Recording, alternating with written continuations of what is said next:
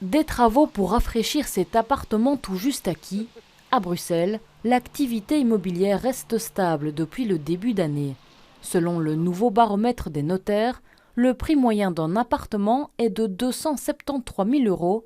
Hors inflation, cela représente une légère augmentation de 0,3% par rapport à 2021.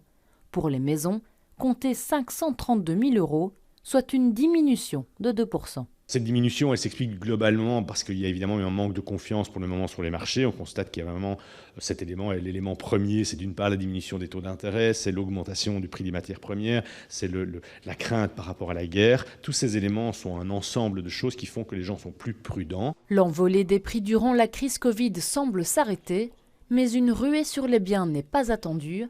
Les acheteurs sont devenus plus exigeants. Depuis le Covid, il y a quand même pas mal de personnes qui veulent absolument un espace extérieur. Donc par rapport à ça, ça devient un critère un petit peu intransigeant. Il y a l'augmentation des matières premières aussi, qui fait que les gens, par rapport aux biens où il y a des travaux, sont beaucoup plus réticents aussi. Donc voilà, tout ça fait que le marché se stabilise beaucoup ces derniers mois. Et si les taux d'intérêt ne sont plus aussi bas qu'en 2021, il n'est pas prévu qu'ils s'envolent à leur tour. On aurait pu craindre que les taux d'intérêt augmentent fortement. Ils ont un petit peu augmenté en début d'année. Aujourd'hui, les choses restent stables. Ils vont sans doute encore un petit peu augmenter, mais globalement, ce n'est pas une montée en flèche.